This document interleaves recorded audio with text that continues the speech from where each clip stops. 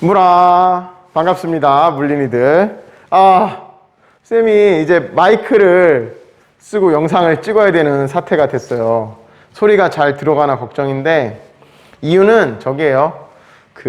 코로나가 지금 심해지고 그래서 교실에서 이제 선생님이 혼자 있을 때도 마스크를 벗지 말라는 지침이 내려와서 어쩔 수 없이 쌤이 막 고민을 했어. 우리 반 어차피 선생님 교실에서 찍는데 아무도 없을 때 찍는데 괜찮지 않을까 막 생각을 하다가 그래도 하지 말라니까.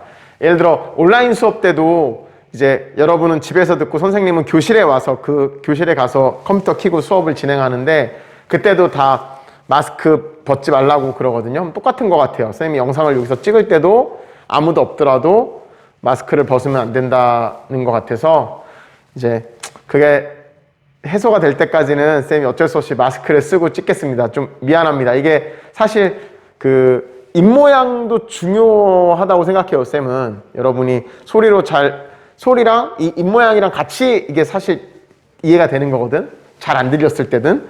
그런데 시국이 시국이니만큼 어쩔 수 없이 쌤이 마스크를 쓰고 영상을 앞으로 찍어야 될 것 같습니다. 미리 양해의 얘기를 합니다.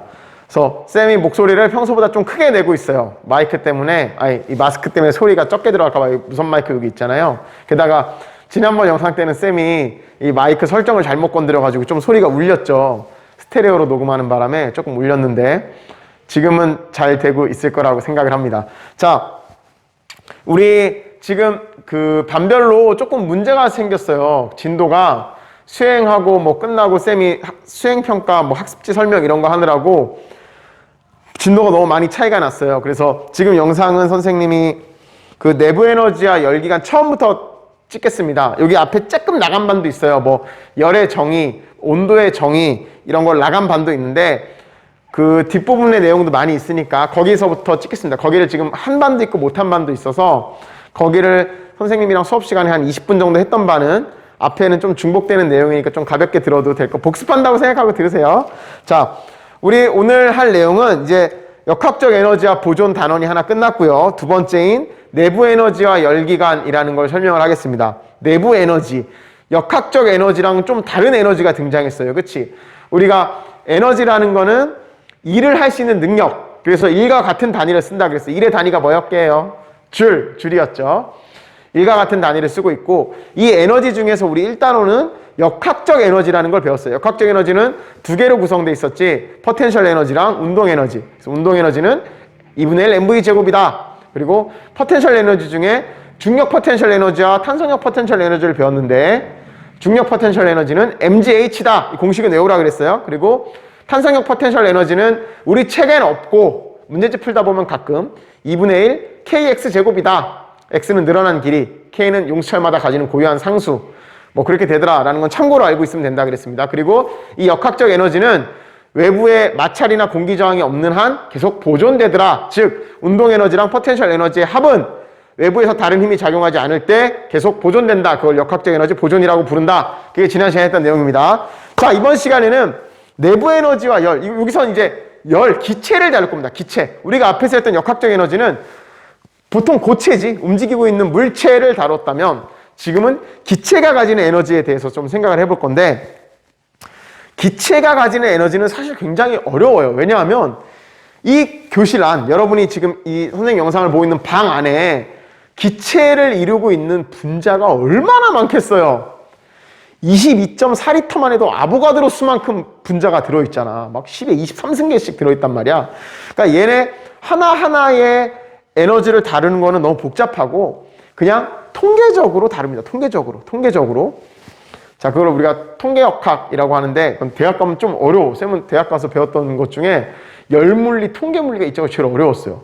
수학적으로 너무 어려웠던 것 같은데, 우리 지금은 그냥 단순하게 배울 겁니다. 걱정하지 말고요. 그걸 하기 위해서 우리가 기체가 가지는 에너지, 또 기체가 하는 일, 이런 걸 다루기 위해서 몇 가지 개념을 먼저 정의를 하고 지나가야 돼요. 자, 51쪽에 보면 찌그러진 탁구공을 뜨거운 물에 넣으면은 펴지는 현상에 대한 사진이 있는데, 이건 수업 중간에 설명을 해주겠습니다.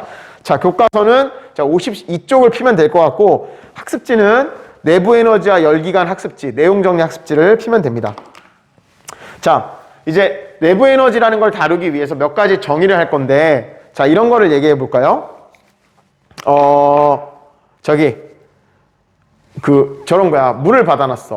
엄마가 이제 목욕을 하려고 이제 욕조에다가 물을 틀어놓은 거야. 그런 다음에 그 애한테, 저기 물을 지금 쏙 틀어놓으면 이제 중간에 나오다가 막 이렇게 뜨거워질 때도 있고 차가워질 때도 있잖아요. 물 따뜻한 거 한번 손 담그고 와봐. 그런 거야. 갖고 애가 이제 어린애가, 꼬마애가 한 5살 됐다고 칩시다가 가서 욕조에다 물 넣는데 너무 뜨거운 거야. 아, 뜨거워! 엄마, 물이 너무 뜨거워요. 그런 거야. 엄마가 진짜 하고 와서 딱 놓더니 뭐야, 미지근하네 이러는 거지. 이런 게 생활 속에서 많이 벌어져요. 예를 들어서 코리아 한국 여행을 왔어. 한국 여행을 왔는데 예를 들어 한 지금쯤 한 4월 5월쯤에 여행을 왔어요. 자, 러시아 사람들이 온 거야. 러시아 사람들이 한국을 딱 왔어. 4월 달에. 그리고 돌아와서 와, 한국 개 더워. 야, 한국 너무 더워. 거기 왜 이렇게 날씨가 왜 이렇게 더운 거야? 막 이런 거야. 근데 저기 아프리카에 사는 원주민이 한국에 여행 갔다 왔어. 4월 달에. 그러더니 자기 가서 부족한테 한국은 말이야, 개 추운 나라야. 너무 추워. 얼어 죽을 뻔했어. 막 이런 얘기할 수 있지. 한국의 4월 달 온도는 비슷한데 어떤 사람은 차갑게 느끼고 어떤 사람은 뜨겁게 느끼잖아요. 욕조에 담긴 물도 어린애는 뜨겁다고 느끼는데 엄마는 미지근하니 이렇게 느끼잖아. 그러니까 이게 불편한 거야. 불편해서 어떤 물체가 차갑고 뜨거운 정도를 객관적으로 표시해야겠다는 생각을 과학자들이 옛날부터 했어요. 그래서 누구나 다 납득할 수 있는 객관적인 지표를 만들자. 그게 뭐냐? 그게 온도예요. 온도의 정의야, 그게. 온도라는 건 뭐냐면 물체가 얼마나 차갑고 얼마나 뜨거운가를 나타내는 정도. 이거를 나타내는 기준이 여러 가지 방법들이 제시가 됐었어. 그 중에서 지금 국제 표준으로 쓰고 있는 거는 섭씨 온도죠.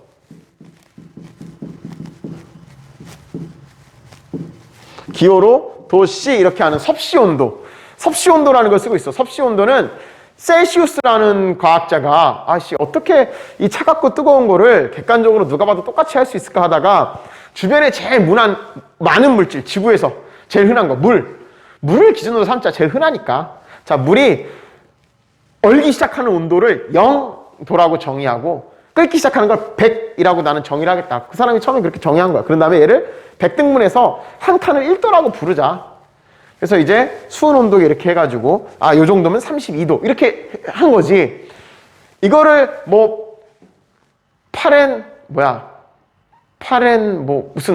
우리가 화씨라고 부르는 과학자들은 까먹었다. 여러 과학자들이 여러 가지 방법을 썼는데 지금 이제 섭씨 셀시우스가 제안한 방법을 다 통일해서 쓰고 있어요. 물론 유럽에는 화씨를 많이 쓰기도 하지. 근데 어찌됐건 이 온도라는 걸 쓰니까 편한 거야. 자, 옛날에는 엄마가 야, 물 뜨거운가 보고 하면 뜨거워! 그랬는데 엄마가 이게 뭐가 뜨거워? 근데 지금은 이제 다가오면 온도에 딱 넣어서 엄마 40도예요. 그럼 엄마가 40도구나. 이거 하잖아. 누구나 다 러시아 사람이 한국에 4월 달에 와도 한 25도쯤 돼. 한국은 아프리카 사람이 한국에 왔다가도 4월 달에 한 25도쯤 돼. 이렇게. 그게 온도야. 차갑고 뜨거운 거를 객관적으로 수치화시킨 값.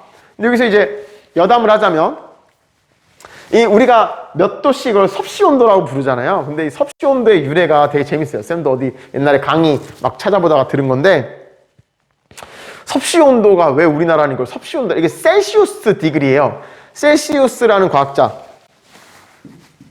어쩌고 이렇게 나가 스펠링이. 셀시우스라는 과학자가 제안한 건데 이거를 옛날에 우리는 과학기술 같은 거를 어느 나라를 통해서 많이 들여왔을까? 옛날에 조선시대 이럴 때 중국을 통해서 들여왔죠. 그러니까 중국에 있는 과학자들이 이제 서양에 이제 배우러 돌아다니다가 이 온도라는 개념을 접한 거야. 중국도 이제 온도라는 개념이 없을 때였던 거죠. 그래서 이거 되게 좋다. 차가워 뜨거워를 객관적으로 표현하니까 되게 좋구나.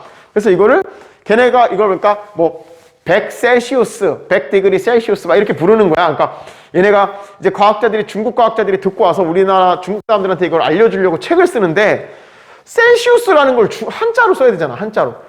셀시우스. 자기네 따면은 제일 비슷한 한자로 쓰는 한자가 비슷한지 쌤은 모르겠는데 서비사라는 번역을 했대요. 한자로. 셀시우스를 서비사라고 한 거야. 서비사. 그래서 걔네는 이제 몇 서비사 이런 식으로 불렀나 보죠. 100 백도 섭이사 뭐 야 이상하다. 백섭 이렇게 불렀나? 하여튼 뭐 불렀는데 이제 또 조선에 있는 과학자가 중국에 갔다가 우리는 서양에서 배워가지고 차갑고 뜨거운 거를 이렇게 숫자로 객관적으로 표현한다. 그래서 좋다. 근데 이제 이 사람이 이제 한국에다가 조선에 와가지고 이걸 알려야 되는데 이걸 할 때 섭이사를 사람 이름이라는 거 들었어. 그래서 서양의 섭이사라는 사람이 만들었다. 그럼 우리는 이거 섭이사라고 부르기 귀찮으니까 또 나름 머리를 써서 섭씨성을 가진 사람, 섭씨온도. 그래서 섭씨온도래요. 진짠지 뭐 뻘인지 모르겠는데 쌤 이 얘기를 몇 군데서 책에서도 보고 인터넷에서도 듣고 그랬어. 하여튼 그래서 섭씨온도라는 얘기가 있습니다. 자, 이거를 온도라고 정의합니다. 온도. 그러면 자, 온도가 높아지면 어떤 일이 벌어지냐면 선생님 칠판, 교탁, 종이 이런 건 다 분자들이 이루고 있어요. 근데 분자들이 이건 우리가 중학교 때도 배우고 다 알고 있어요. 온도가 높아지면은 분자들의 운동이 어떻게 되지? 점점 활발해져요. 온도가 높아졌다는 거는 그만큼 에너지를 많이 받았다는 소리고, 에너지를 받으니까 얘네가 막 활발하게 움직이는 거지. 그래서 온도가 올라가면 올라갈수록 분자 운동이 활발해지는 특징을 가지고 있어요. 모든 물질은. 자, 그런데 우리가 차가운 애랑 뜨거운 애를 붙여놓았다고 생각해봐. 자, 선생님이 여기다가 0도씨 얼음에 넣어놨던 금속 조각이랑 끓는 물에 넣어놨던 금속 조각을 붙였어요. 얘를 딱 붙였어. 그럼 시간이 지나면 어떤 일이 벌어질까요? 차가운 애는 점점점 온도가 올라갈 거고 뜨거운 애는 온도가 점점점 내려가겠죠. 언제까지 이런 일이 벌어질까? 두 물체의 온도가 같아질 때까지. 이런 일은 안 벌어지지. 100도 시내가 더 뜨거워지고 0도 시내는 더 차가워지고 이런 일은 벌어지지 않아. 이건 나중에 물리학 2를 배우면 연력학 이 법칙에서 우리도 배우나? 연력학 이 법칙에 대해서 자세히 배우면 이런 걸 이제 자연 법칙에서 정의를 하는데 지금은 그냥 이 차가운 물체의 온도는 올라가고 뜨거운 물체의 온도는 내려가요. 반대로 말하면 얘는 온도가 올라가면서 뭔가를 얻었으니까 올라갈 거고 얘는 뭔가를 잃었으니까 온도가 내려갈 거야. 그때 얘는 얻고 얘가 잃은 그 양, 그걸 우리가 열이라고 정의합니다. 열. 자, 생각해봐. 뜨거운 애가 차가운 애한테 에너지를 줬을까? 차가운 애가 뜨거운 애한테 에너지를 줬을까? 지금 이 붙여놓은 상황에서. 당연히 뜨거운 애가 차가운 애한테 에너지를 줬겠죠. 그 에너지를 받아서 얘는 온도가 올라갔고 얘는 그 에너지를 얘한테 줬기 때문에 온도가 내려갔어. 그때 온도가 다른 물체 사이에서 이동한 그 에너지의 형태를 우리가 열 에너지라고 정의를 할 겁니다. 그게 열의 정의야. 물리에서 말하는 열이라는 거는 온도가 다른 물질 사이에서 주고받는 그 에너지를 우리가 열이라고 정의하고 그때 주고받은 에너지의 총량, 그거를 우리가 열량이라고 부릅니다.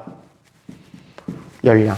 새로운 용어들을 정의하고 시작하는 겁니다. 열량이라고 부르고 다음에 얘랑 얘가 온도가 얘는 올라가고 내려가다 시간이 지나서 가만히 봤더니 얘네가 50도 정도 되니까 이제 더 이상 온도가 안 움직이더라는 거야. 뭐 비열이 같았다면. 자, 정확히 말하면 질량도 같고 비열도 같고 뭐 그래야겠지.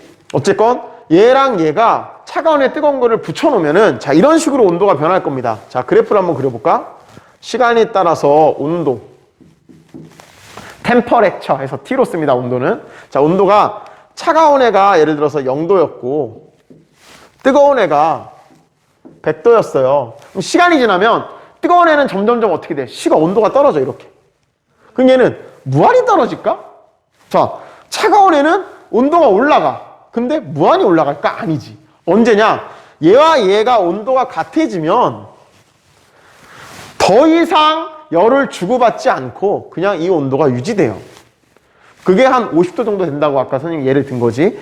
그때 이렇게 차가운 애랑 뜨거운 애가 만나가지고 어떤 적정한 온도에서 더 이상 이동하지 않는 상태, 열이 얘의 열과 얘의 열이 평형을 이뤘다. 그래서 이런 상태를 우리가 열평형 상태라고 부릅니다.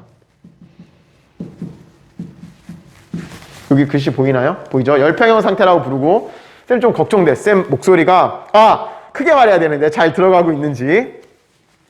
열평형 상태라고 하고 그때 이 온도를 우리가 열평형 온도라고 부릅니다. 자, 그리고 여기서 이런 법칙이 하나 등장해. 당연한 얘기입니다. A랑 B가 열평형 상태야. 예를 들어서 얘가 10도야. 그럼 열평형 상태라는 건 B도 몇 도야? 10도라는 거겠죠? 그 다음에 A랑 또 C가 보니까 열평형을 이루고 있어. A가 10도면 C도 몇 도야? 10도겠죠? 그러면 A랑 B가 열평형을 이루고 A랑 C가 열평형을 이루면 당연히 B하고 C도 열평형을 이룬다. 이 당연한 말이잖아. 무슨 수학 때 뭐 그거 같지 않아? 명제? A는 B이고 A는 C이면 B는 C이다. 그건 참이다. 이런 것처럼. 이거를 우리가 열역학, 이 열을 다루는 물리를 열역학이라고 부르는데 이때 기본적인 법칙, 당연한 얘기. A랑 B가 열평형을 이루고 A랑 C가 열평형을 이루면 B랑 C도 열평형을 이룬다. 이걸 우리가 열역학 기본이 되는 법칙, 열역학 영법칙이라고 정의하겠습니다. 물체 열평형에 대한 얘기죠. 지금 선생님이 말한 내용들이 52쪽에 그 위에 있는 쭉 굵은 글씨들을 선생님이 지금까지 설명을 한 겁니다. 자, 이게 새로운 영어야. 온도의 정의, 차갑고 뜨거운 정도를 수치화시킨 거. 다음에 온도가 다른 물체 사이에서 움직이는 에너지의 형태, 그걸 우리가 열이라고 부르고, 그때 움직인 열의 양을 열양이라고 부르고, 그리고 차갑고 뜨거운 애가 물체가 만나서 어느 한 온도에서 이제 더 이상 움직이지 않을 때, 열교환이 이루어지지 않는 그 온도를, 그 상태를 열평형 상태라고 부르고, 이런 조건을 우리가 열역학 영법칙이라고 부르더라. 자, 그러면 이제 기체가 가지고 있는 에너지를 표현을 할 건데, 자, 우리가 물체 같은 경우는 자, 예를 들어서 자, 10m 높이에 1kg짜리 물체가 뭐 예를 들어 중력과 속도가 10이라면 얘의 속도가 예를 들어서 뭐 2m/s였다. 그럼 얘가 가지는 역학적 에너지를 구해라. 그러면은 일단 요 지점에서 포텐셜 에너지는 mgh니까 1 곱하기 g, 10 곱하기 10, 그러니까 100줄이겠네. 그리고 키네틱 에너지, 운동 에너지는 2분의 1 mv 제곱이니까 2분의 1 곱하기 질량 1 곱하기 속도 2의 제곱 하니까 2줄이겠네요. 그러면 이때 얘가 가지는 총 역학적 에너지는 100 더하기 2 해서 102줄이 되겠죠. 그쵸? 이거는 어떤 물체가 가지는 총 에너지 아주 명확하게 눈에 보여요. 포텐셜 에너지 더하기 운동 에너지. 그거를 우리가 역학적 에너지라고 불러. 근데 기체는 문제가 뭐냐? 아까 얘기했지만 너무 많다는 거야. 너무 많아서 한 개 한 개를 따지기는 어렵고 그냥 여기에 있는 기체들이 가지는 에너지는 이 기체 분자들이 다 움직이고 있다 했잖아. 아까 선생님 분자 운동을 얘기했죠. 어떤 물체가 어떤 분자들은 다 열 에너지, 즉 절대 온도 0켈빈만 넘으면 우주의 최저 온도인 절대 온도 0켈빈, 섭씨라면 마이너스 213도 이상만 되면 얘네들은 다 움직이고 있어. 움직이면 무슨 에너지를 가질까? 운동 에너지를 가지겠죠. 이 기체 하나하나가 다 운동 에너지를 가지고 있을 거야. 막 움직이면서. 그런데 운동 에너지만 가지고 있냐? 얘네도 위치 에너지를 가지고. 위치 에너지를 왜 가지냐면 선생님이 지난번에 포텐셜 에너지죠. 포텐셜 에너지를 정의할 때, 자, 바닥이 있어. 자, 바닥에 이 벽돌을 내가 이렇게 끌어올렸어. 그럼 놓으면 얘는 떨어지잖아. 즉, 일을 할 수 있는 능력을 가지고 있잖아. 근데 뭐 때문에 이게 떨어지는 거였지? 중력. 그래서 그걸 중력 포텐셜이라고 부르죠. 우주로 갔어. 얘가 높이 있더라도 놔도 안 떨어져. 근데 대신에 여기다 고무줄을 달았다면 놓으면 축 떨어지지.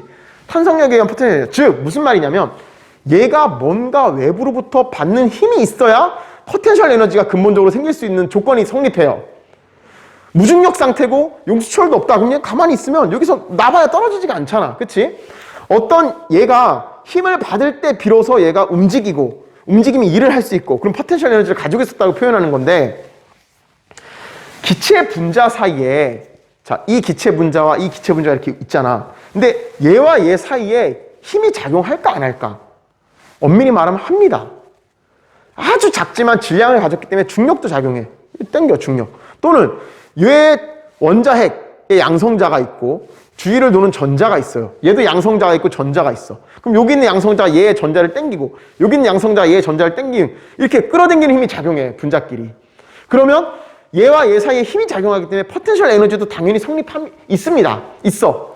자, 그래서 우리가 내부 에너지라고 이 기체, 이만큼의 기체가 가지는 에너지를 합쳐서 내부 에너지라고 부를 건데, 자, 내부 에너지. 기체가 가지는 총 에너지. 그 기체는 운동 에너지도 가지고 있고, 분자 사이에 힘이 존재하기 때문에, 전자기력이죠, 사실은. 분자 사이에 힘이 존재하기 때문에 그 힘에 의한 포텐셜 에너지도 존재해야 돼요. 그러면 얘네들이 가지는 운동 에너지와 포텐셜 에너지의 총합을 우리가 이 전체 기체의 내부 에너지라고 부를 거야. 그게 여러분 52쪽에 있는 겁니다. 자, 쌤이 읽어볼게. 기체의 내부 에너지, 그 주전자 그림 밑에 물질을 구성하는 분자들이 가지고 있는 에너지의 총합. 얘가 움직이고 있으면 운동 에너지, 그리고 옆에 분자가 끌어당기면 그것 때문에 생기는 포텐셜 에너지, 그 총합을 내부 에너지라고 부르는데, 자, 기체 같은 경우는, 기체 사이, 분자 사이는 간격이 멀어요, 좁아요? 멀지. 뚝뚝뚝. 이렇게까지는 안 떨어져 있지만. 기체가 되게 작기 때문에 얘네 사이가 사실 되게 멀기 때문에 얘와 얘 사이에 미치는 힘이 굉장히 작아요. 0은 아니지만 굉장히 작아. 그래서 우리가 아예 0으로 만들자. 그럼 0. 야, 귀찮아. 분자 사이에 아예 힘이 작용하지 않는다고 쳐. 뭐 여러 가지 조건이 있어. 뭐 크기도 없다고 쳐. 그런 걸 우리가 실제로는 존재하지 않지만 이상적으로 계산을 편하게 하기 위해서, 생각을 편하게 해서 만들어낸 기체를 이상기체라고 해요. 이 이상기체 같은 경우는 분자 사이에 작용하는 힘이 0이라고 가정하기 때문에 포텐셜 에너지가 존재할까 안 할까? 안 하죠. 얘와 얘 사이에 힘이 없으니까 얘가 일로 끌려가거나 뭐 밀려날 이유가 전혀 없어. 즉, 얘의 위치에 따른 변화, 에너지의 변화가 안 생겨. 근데 움직이고 있으니까, 온도가 있는 이상 움직이니까 운동 에너지는 가지죠. 그래서 이상기체인 경우에 얘가 가지는 내부 에너지는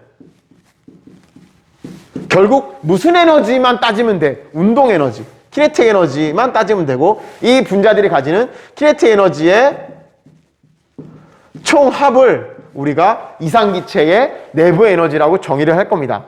자, 내부 에너지라는 거는 물질을 이루고 있는 이 각각의 분자들이 가지고 있는 에너지의 총합을 우리가 내부 에너지라고 불러요. 근데 기체 같은 경우에는 분자 사이 간격이 멀기 때문에 얘와 얘 사이에 작용하는 힘이 굉장히 무시할 만큼 작아. 그래서 아예 무시하면 그런 걸 이상기체라고 부르고, 얘 같은 경우는 그러면은 포텐셜 에너지는 고려하지 않아도 되겠지. 사이에 힘이 아예 없으니까. 움직이기 때문에 무슨 에너지만 가지고 있어? 운동 에너지. 그래서 이상기체가 가지는 내부 에너지는 결국 운동 에너지 합이다라고 부를 수 있다. 이게 52쪽에 있는 그 내용입니다. 쌤이 읽어볼게요. 자, 끝에서 네 번째 줄부터 읽어볼게요. 여러분 한번 읽어보세요. 자, 기체 분자의 크기와 기체 분자 사이에 작용하는 힘을 무시할 수 있는 기체, 상상 속의 기체. 현실에서는 제일 크기가 작고 전자기력이 약한 수소가 거의 이상기체에 가깝게 움직여요. 참고로. 그런 기체를 이상기체라고 하고, 이상기체는 분자 사이의 힘이 0이므로, 분자 사이의 힘이 0이라고 가정했잖아. 0이므로 무슨 에너지를 고려하지 않아도 돼. 포텐셜 에너지를 고려하지 않아도 돼. 그러면 결국 내부 에너지는 무슨 에너지에 한만 구하면 되는 거야? 운동 에너지에 한만 구하면 된다. 그게 여기 나와 있죠. 자, 그러면은 아까 분자 운동 얘기하면서 온도가 올라가면 올라갈수록 분자의 운동 에너지는 활발해지죠. 그럼 분자 운동이 활발해진다는 소리는 운동 에너지가 커진다는 거지. 자, 그러면 기체 같은 경우는 온도를 높여주면, 즉 열을 가하면 그 기체의 내부 에너지는 점점 어떻게 될까? 자, 열을 가한다. 온도가 올라간다. 온도가 올라오면 분자 운동이 활발해진다. 즉 분자 운동이 빨라진다. 그럼 운동이 빨라지면 운동 에너지가 증가한다. 그러면 이 운동 에너지의 총합인 내부 에너지도 증가한다. 이렇게 되는 결론이 나오죠. 기체 같은 경우는 열을 가하면 내부 에너지가 증가하더라라는 걸 52쪽에 얘기하고 있어요. 우리가 알고 있는 이 내부 에너지는, 기체가 가지는 내부 에너지라는 거는 그 기체의 분자들이 가지고 있는 에너지의 총합을 말하는데, 특별히 이상기체 같은 경우에는 포텐셜 에너지를 무시할 수 있기 때문에 내부 에너지는 결국 운동 에너지의 합이라고 말할 수 있고, 이 운동 에너지는 얼마나 분자가 빠르게 움직이냐에 따라 관련이 있는데, 걔네는 결국 열을 가하면 빠르게 움직이지. 그래서 내부 에너지는 온도에 비례하는 특징을 가지고 있다. 자, 이게 첫 번째 결론이에요. 내부 에너지를 우리가 인터널 에너지인데 기호로 U라고 씁니다. 왜 U라고 쓰지? U라고 써요. 약속이에요. 그냥 대문자 U. 자, 내부 에너지는 U라고 씁니다. 우리가 운동 에너지는 EK, 포텐셜 에너지 EP 이렇게 썼잖아. 그럼 내부 에너지도 이 뭐라고 쓰지 않고 그냥 이 첨자 쓰기 귀찮으니까 아예 얘는 대문자 U 하고 하면 내부 에너지를 타고 얘는 뭐에 비례하냐? 온도에 비례하는 특징을 가지고 있더라. 이게 52쪽에 있는 내용입니다. 자, 여기 하나 이제 설명했고요. 그냥 요거 일단 내부 에너지 온도가 올라갈수록 커진다. 자, 요거 이해했죠? 자, 다음에 이제 여러분이 알고 있는 물리량을 하나 정의를 할 겁니다. 뭐를 할 거냐면, 이런 걸 해볼까? 우리가,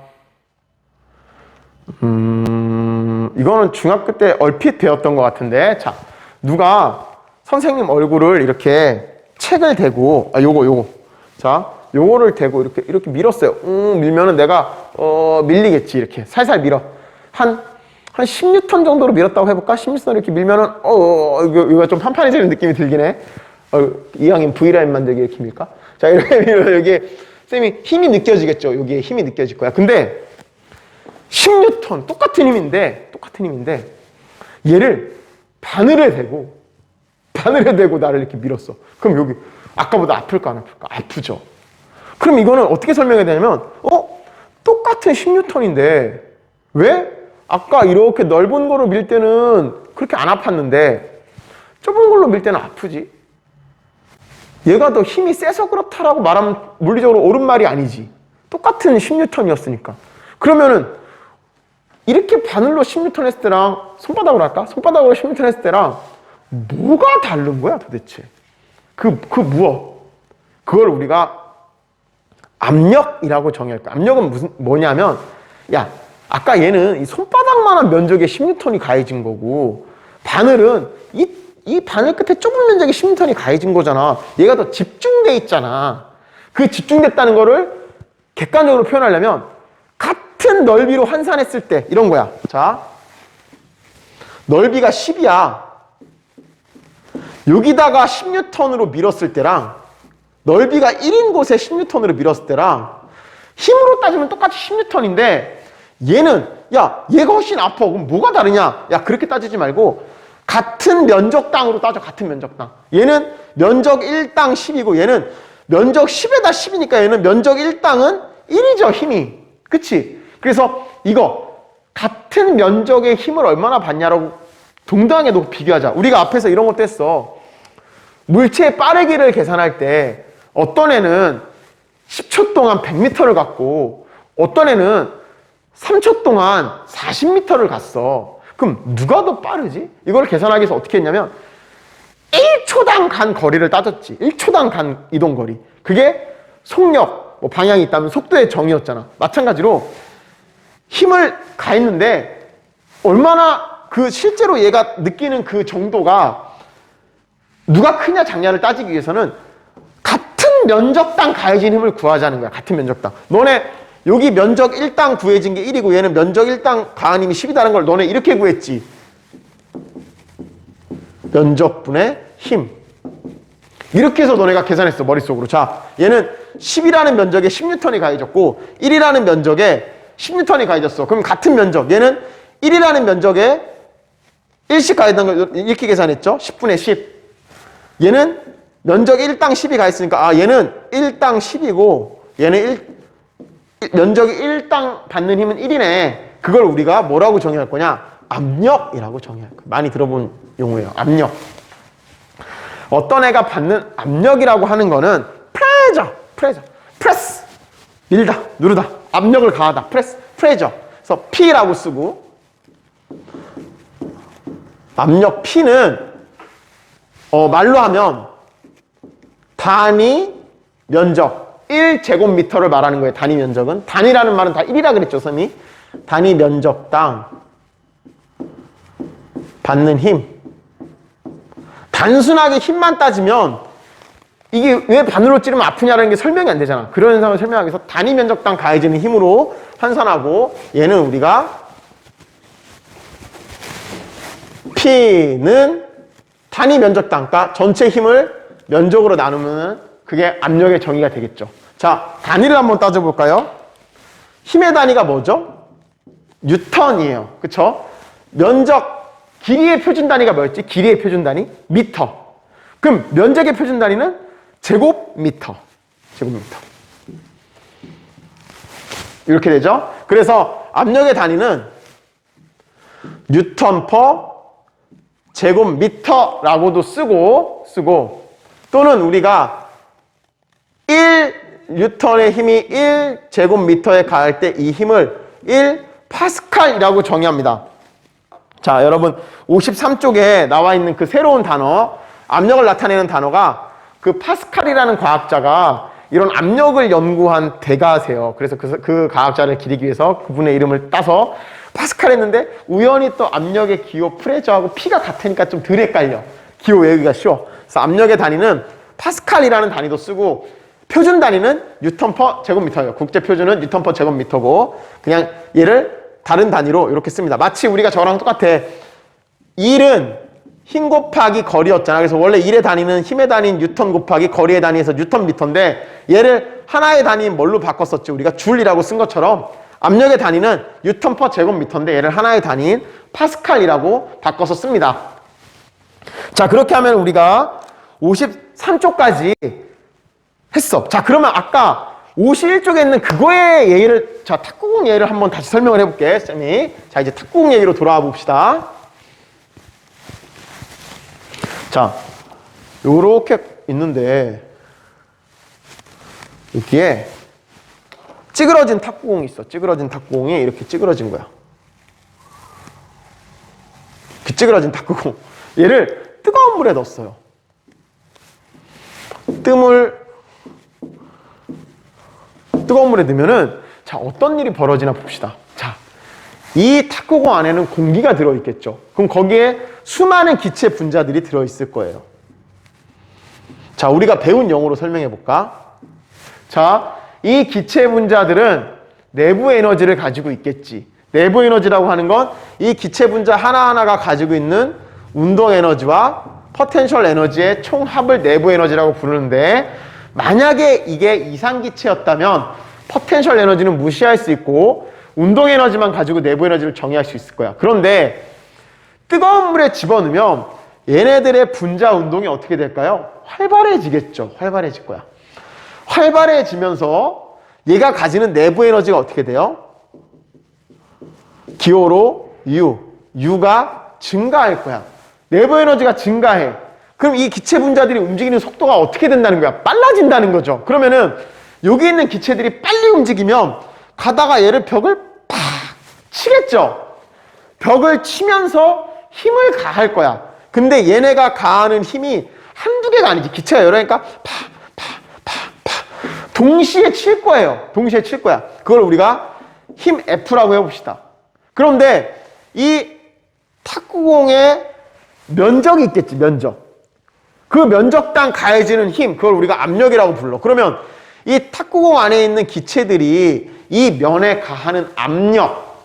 자, 압력은 탁구공 전체의 면적은 지금 그대로죠. 찌그러졌어도 면적 자체는 그냥 모양만 변했지 면적은 그대로잖아. 근데 그 안에서 얘를 치는, 자, 면적은 그대로인데 그 안에서 부딪히는 속도가 빨라지니까 얘가 부딪힐 때 가하는 힘이 커지겠지. 자, 이거는 우리가 운동량과 충격량 관계에서 이거 설명할 수 있어. 자, 얘가 갔다가 튕겨 나와.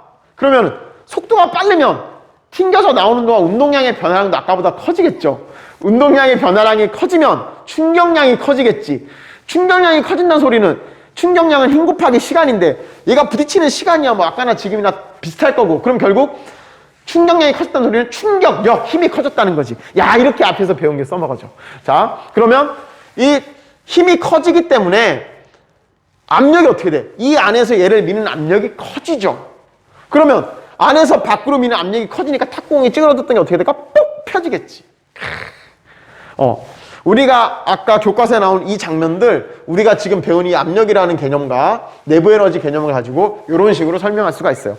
자, 아직까지 어렵지 않지. 자, 오늘 배운 거 한번 정리해 봅시다. 자, 오늘은 우리가 몇 가지 그 새로운 물리량을 정의했어. 개념을 정의했어. 자, 온도라는 것, 과학 물리에서 말하는 온도는 뭐냐? 물체가 차갑고 뜨거운 정도를 객관적으로 표현한 거.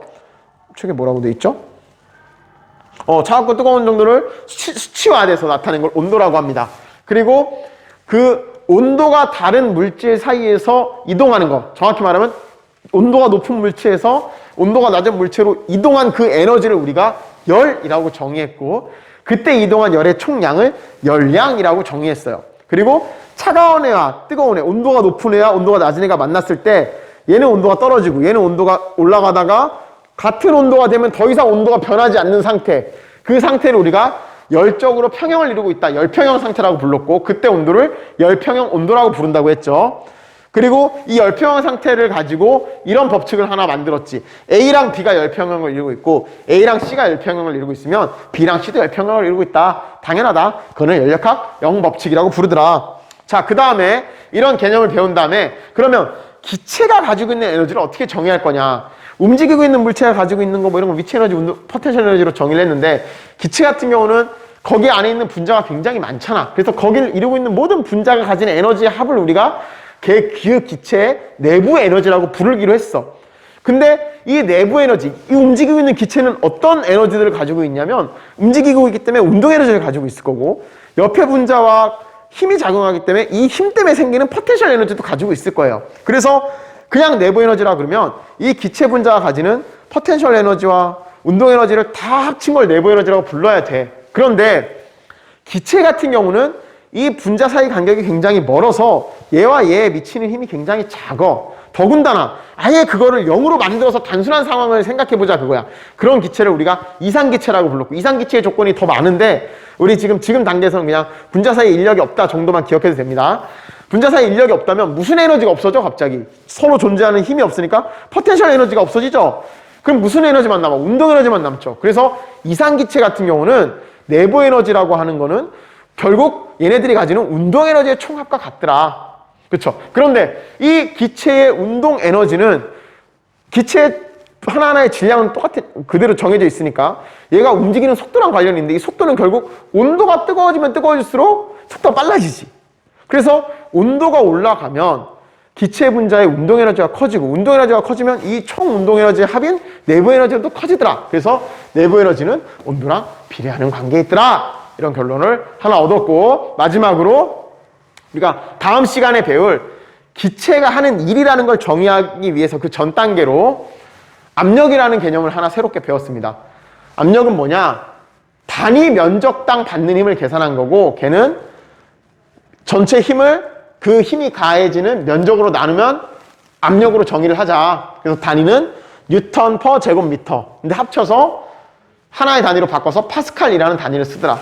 자, 여기까지 하면은 53쪽까지 설명이 끝났습니다. 53쪽까지 설명이 끝났고, 54쪽 기체가 하는 일, 그리고 연력학 1법칙, 뭐 단열 과정 이런 거는 다음 시간에 이어서 설명을 하겠습니다. 오늘은 새로운 개념들 위주로 복습을 하면 될 것 같아요. 수고했습니다. 마스크를 쓰고 해서 잘 안 들리면 볼륨을 좀 높여서 들어주세요. 자, 오늘은 여기까지 하겠습니다. 수고했습니다. 물봐.